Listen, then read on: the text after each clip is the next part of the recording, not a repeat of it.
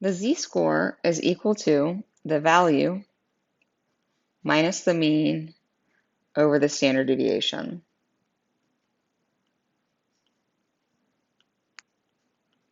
You will actually see a z-score abbreviated in a variety of ways because you can manipulate it for the different situations that you're dealing with.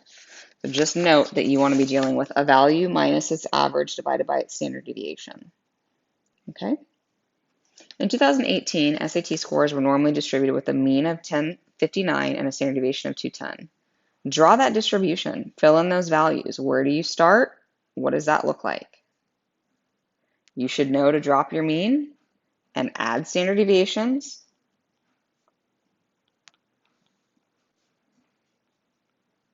And then subtract them to fill in your curve.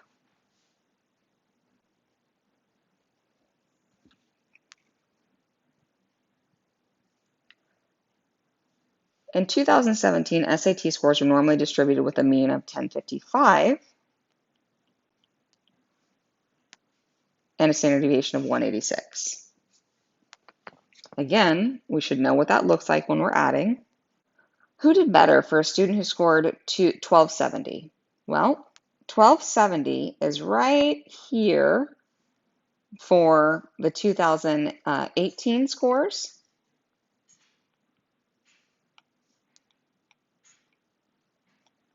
1270 is over here in 2017. So clearly 2017 is the winner. Let's show that with z-scores. You take the value of 1270 minus the average and divide that by the standard deviation. This is 2018. And a z for 2017 would be the value minus the average divided by the standard deviation. Z-score for 2018 is roughly 1.005, whereas the z-score for 2017 is 1.156, which is higher, so that's better performance. Now we're going to use StatCrunch to calculate probabilities. So have this question sheet on hand so we can answer the questions. All right, we're going to go to Stat, Calculator, and we're going to do normal calculations because we call these normal curves. Now we're going to be dealing with data from 2018, which means our average was 1,059 and our standard deviation was 210. Okay, so we want to change that information here. And now we're going to answer questions. Now you can enter for less than problems. You can change them to less than or greater than. You can also change it to a between calculator where you can get values in between at the top. Let's do standard first. Now notice it says 68, 95, 99.7. It's using the empirical rule to calculate this.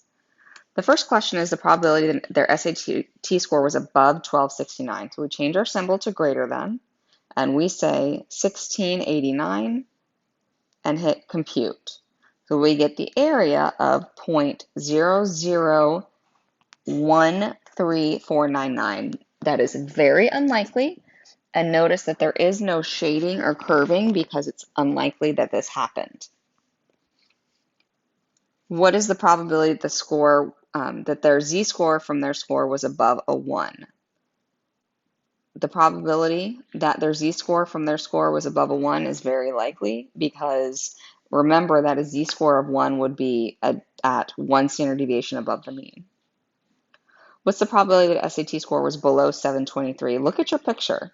723 would be to the in between 6 and 800, which is less than 2 standard deviations. So let's change our value to 723, and we'll do less than.